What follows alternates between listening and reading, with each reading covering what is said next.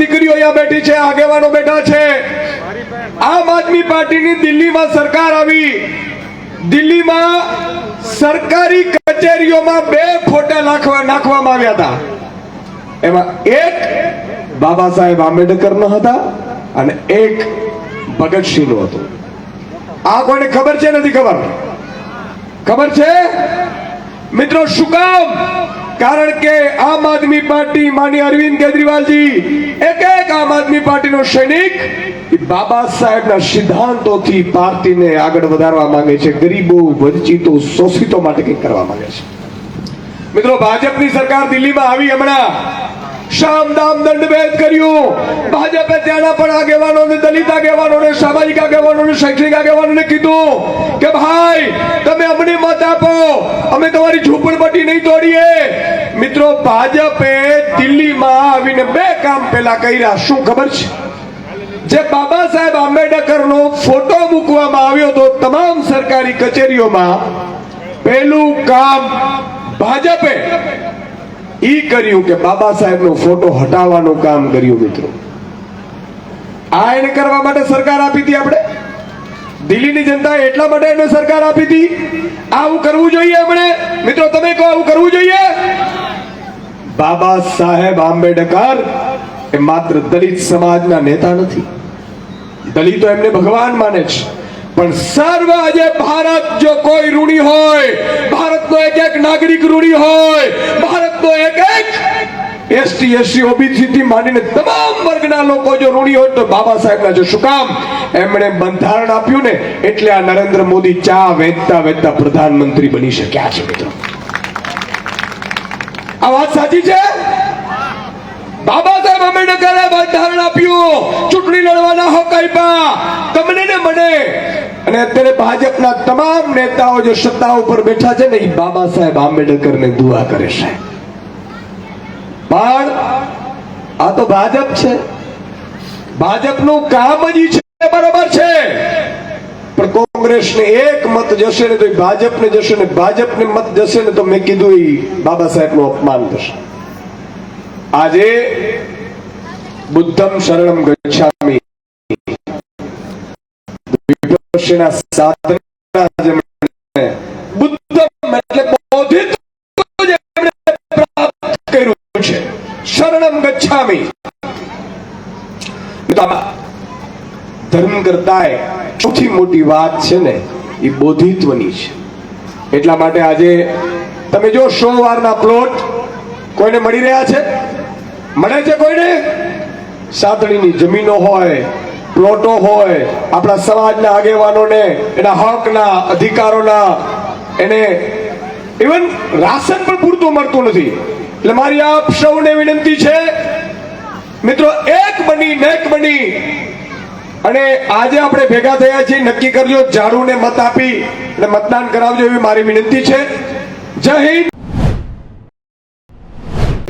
કે હું કઈક નાની મોટી સરકારી નોકરીમાં તક મળશે તો મારું ભવિષ્ય સુધરી જશે, મારી પેઢીઓનું ભવિષ્ય સુધરી જશે, સારું જીવન જીવી શકાશે, એકદમ સુરક્ષિત જીવન જીવી શકાશે, સામાજિક સુરક્ષા મળશે।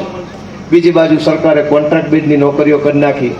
તમે વિચાર કરો કે ગુજરાતમાં ભાજપની સરકાર કાયમી થઈ ગઈ છે અને નોકરી કોન્ટ્રાક્ટ વાળી થઈ ગઈ છે। બાબા સાહેબ તો બંધારણમાં એવું લખીને ગયા હતા કે સરકાર 5 વર્ષ પૂરતી હશે, નોકરી કાયમી હશે।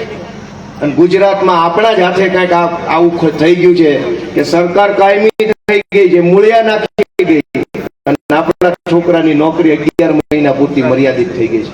આ વસ્તુને બદલવા માટે આપણે બધાએ સામૂહિક પ્રયાસ કરવો પડશે। અત્યારે આ વિસાવદર અને ભેસાણની ગલીએ ગલીએ 400 જેટલા નેતાઓનું ધાડું ઉતર્યું છે। તમામ પ્રકારના મંત્રી અહીંયા આટા મારે છે, તંત્રી જંત્રી બધા અહીંયા આટા મારે છે। જે ગામમાં તલાટી મંત્રી નથી મળતો એ ગામમાં કેબિનેટ મંત્રી રોડે આટા મારે છે। આટલી હદે માણસો અહીંયા આવ્યા છે, પણ કોઈ તો એને પૂછે કે આટલા બધા અહીંયા હું કામ આવ્યા છો?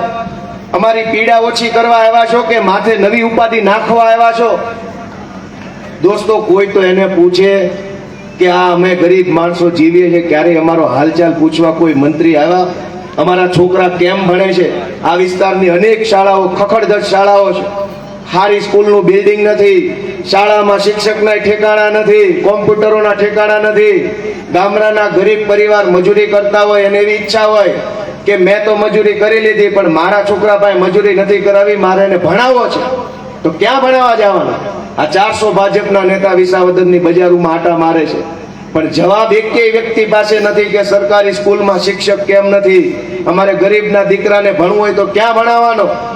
દોસ્તો, આ ભેસાણની સરકારી કોલેજનો કિસ્સો કહેતાય શરમ આવે કે ભેસાણની અંદર સરકારી કોલેજ છે, સરકારી કોલેજના પ્રોફેસરે સરકારી કોલેજની વિદ્યાર્થીનીઓને ખરાબ મેસેજ વોટ્સએપમાં નાખ્યા કે હું કહું એમ તારે કરવું પડશે, અમે જ્યાં બોલાવીએ ત્યાં આવવું પડશે. એક બે દીકરીઓએ ના પાડી કે સાહેબ આવું ન હોય, અમે તો ભણવા આવીએ છીએ. તો સાહેબે શું ધમકી મારી કે પરીક્ષામાં પાસ થવું છે ને તો જેમ કહીએ એમ કર. અને ભેસાણની સરકારી કોલેજમાં પ્રોફેસરે દીકરીઓને પાસ કરાવવાની ધમકી મારી અને અભદ્ર કામ કર્યું. ઈ વાતની આજે 1 વર્ષ સુધી પણ FIR ભેસાણમાં નથી થઈ. દોસ્તો, તો કોને રાવ કરવાની? ગરીબ પરિવારો માંડ દીકરા દીકરીઓને ભણાવતા હોય, એ ભણાવવા માટે કોલેજમાં મૂકો, ત્યાં પ્રોફેસર આપણી દીકરીઓ પાસે આવી માંગણી મૂકે, ભાજપના રાજમાં પોલીસ FIR ન લખે, તો કોને મત દેવો, કોની પાસે આશા રાખવાની, નિર્ણય લેવાનો સમય આપણી પાસે છે. દોસ્તો, ગુજરાતમાં દલિત અત્યાચારની અનેક ઘટનાઓ બની, ઉના કાંડથી આખો દેશ સમસમી ઉઠ્યો. એ દિવસોમાં અરવિંદ કેજરીવાલજી પોતે રૂબરૂ આવેલા ત્યાં આશ્વાસન આપવા માટે અને સમર્થન આપવા માટે. અને એ પછીના જે આંદોલન થયા એમાં અમરેલીની અંદર પણ અનેક ઘટનાઓ બની, હજારો નિર્દોષ દલિત યુવાનોને જેલમાં પૂરી દીધા.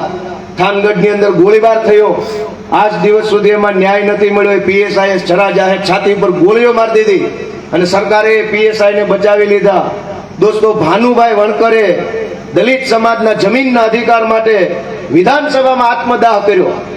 ગુજરાતના ઇતિહાસમાં ન બની હોય એવી પહેલી અને એકમાત્ર ઘટના ભાનુભાઈના કિસ્સામાં બની કે વિધાનસભાના પરિસરમાં કોઈ માણસે આત્મહત્યા કરી લીધી અને આ ભાજપની સરકારના પેટનું પાણી ન હલ્યું. દોસ્તો, અનેક એવી અત્યાચારની ઘટનાઓ બની. ગામડે એ લિસ્ટ લઈને બેસીએ તો એ લિસ્ટ પતે એમ નથી.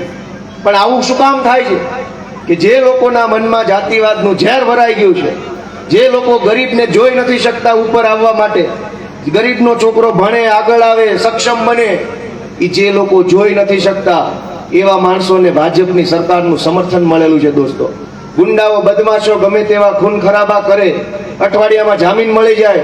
એટ્રોસિટીનો કેસ થયો હોય, બહેનો દીકરીઓ ઉપર દુષ્કર્મ કરવાના કેસ થયા હોય, એવા લોકોને તાત્કાલિક જામીન મળી જાય છે. અને જે ગરીબ માણસ, લાચાર માણસ એક હેલ્મેટ પહેર્યા વગરનો નીકળે તો એ પોલીસ એને દબડાવી નાખે છે. કાયદાની અંદર ભયંકર ઇમ્બેલેન્સ છે. ગરીબો માટેનો કાયદો અલગ, અમીરોનો કાયદો અલગ. આ પરિસ્થિતિને બદલવા માટે અમે તમારો સાથ માંગવા માટે દોસ્તો આવ્યા છે કે આખો સમાજ મને સાથ આપો, આશીર્વાદ આપો, એવી મારી માંગણી છે. દોસ્તો, અમે કંઈક બદલાવ લાવવા માટે આવ્યા છે. અમારે કંઈક બની જવું હોત, અમારે કંઈક ખિસ્સા ભરી લેવા હોત તો એની પાર્ટી ભાજપ છે, પણ અમે કંઈક બદલાવ લાવવા માંગીએ છીએ. અને સમાજમાં બદલાવ કોણ લાવે? સમાજમાં બદલાવ સારા આગેવાનો લાવે. દોસ્તો, એક વાત એ વિચારવા જેવી છે કે આજ ભાજપ અને કોંગ્રેસે સારા માણસો માટે રાજકારણ વધવા દીધું નથી. ગુંડાઓ હોય, બદમાશો હોય, તોડબાજો હોય, માથાભારે હોય, કટકી કરનારા હોય, જમીન માફિયા હોય, 2 નંબરના રૂપિયાવાળા હોય, આ જ લોકોની રાજકારણમાં બોલબાલા છે. એક ગામડાનો ઉઠેલો સજ્જન છોકરો હોય, કંઈક કરવાની ભાવના વાળો હોય, સીધો માણસ હોય, તો રાજકારણમાં એની કોઈ જગ્યા નથી રહેવા દીધી. અમે આમ આદમી પાર્ટી એક નવા વિચારવાળી પાર્ટી છે કે અમે છેવાડાના માણસને રાજનીતિમાં પ્રતિનિધિત્વ કરવાની તક આપવા વાળી પાર્ટી છીએ.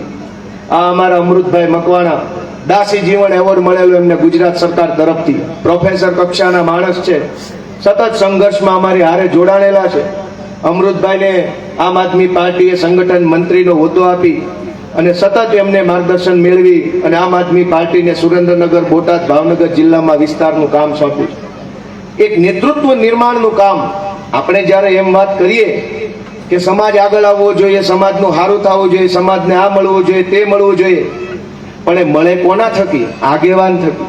આગેવાન તો ભાજપ પેદા નથી થવા દેતું. માત્ર ગુંડા પેદા થાય, માથાભારે માણસો પેદા થાય, પણ સમાજની વેદના દિલમાં લઈને ફરતો હોય એવા માણસને નેતૃત્વ કરવાની તક ભાજપમાં નથી ને કોંગ્રેસમાં નથી, એ તક આમ આદમી પાર્ટીમાં છે દોસ્તો. એટલે તમારો સહયોગ જોઈએ. આ અમારા રાકેશભાઈ મહેરિયા અમદાવાદની અંદર લારી ગલ્લા પાથરણાનું એસોસિએશન બનાવ્યું, અનેક સંઘર્ષો કર્યા. નાના માણસો, ગરીબ માણસો અમદાવાદની ફૂટપાથ ઉપર, રાજકોટ, સુરત, વડોદરાની ફૂટપાથ ઉપર બેસીને સાંજ પડે ત્યાં 200-500 રૂપિયા કમાતા હોય, શાંતિથી જીવતા હોય, એવા માણસોને મ્યુનિસિપલ કોર્પોરેશન દ્વારા હેરાનગતિ કરવામાં આવે.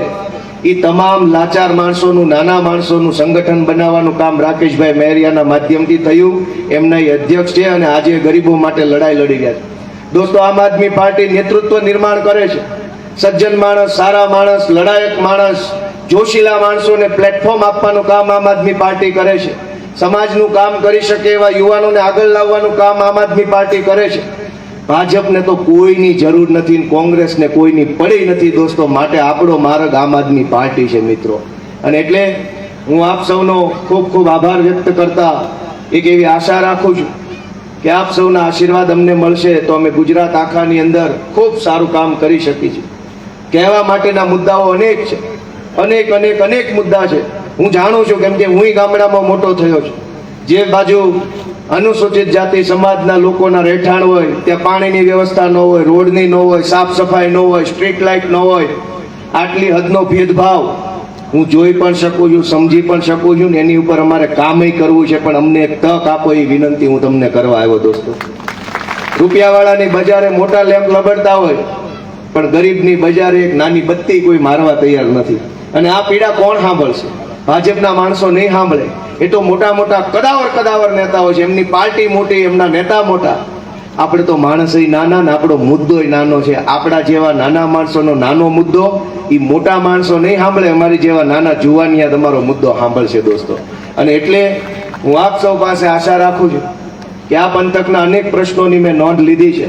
એ બધા પ્રશ્નોમાં હું સમાજની સાથે રહી જ્યાં મારે ઉપયોગી બનવાનું હોય ત્યાં જરૂર ઉપયોગી બનીશ. આ વિસ્તારમાં અનુસૂચિત જાતિ સમાજને ખેતી માટે થઈને જે સહકારી મંડળીઓ બની છે અને જે જમીન ફાળવવામાં આવી હતી, એ જમીનના પણ અનેક ગામડામાં અનેક પ્રકારના પ્રશ્નો છે. જમીન ખાલસા થઈ ગઈ છે, કબજો લોકો પાસે છે, પણ અત્યારે જમીન સરકારના ચોપડે બોલે છે, મંડળીના ચોપડામાંથી પણ નીકળી ગઈ છે. એવા અનેક પ્રશ્નો છે. એ તમામ પ્રશ્ન બાબતે મેં અલગ અલગ ગામડે જ્યારે હું ગયો ત્યારે આગેવાનોની બાજુમાં બેસી આગેવાનો પાસેથી અલગ અલગ પ્રશ્નો મેં સમજ્યા છે. એ તમામ પ્રશ્ન બાબતે ચૂંટણી જીત્યા પછી ફરીથી ભેગા મળીશું. રાકેશભાઈ, મનસુખભાઈ, રમેશભાઈ, અન્ય જે કાંઈ આગેવાનો છે એ બધાને હારે બેસી અને આપણે અનુસૂચિત જાતિ સમાજના જે કાંઈ પ્રશ્નો છે એ બાબતે જે રીતે ધારાસભ્ય તરીકે મારે લડાઈ આપવી પડે એ વિસાવદરના ચોકથી લઈને વિધાનસભા સુધી જ્યાં બોલવું પડે ત્યાં બોલવાની હું ખાતરી આપું છું.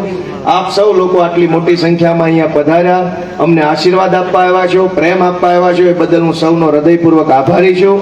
તમારો પ્રેમ હું મારા માથા પર ચડાવું છું. અને હું હંમેશા, અમારી પાર્ટી હંમેશા સંવિધાનના રસ્તે, બાબા સાહેબે બતાવેલા રસ્તે ચાલવાવાળા અમે લોકો છીએ. અમારો પ્રયાસ સારો છે, અમારો ઈરાદો સારો છે.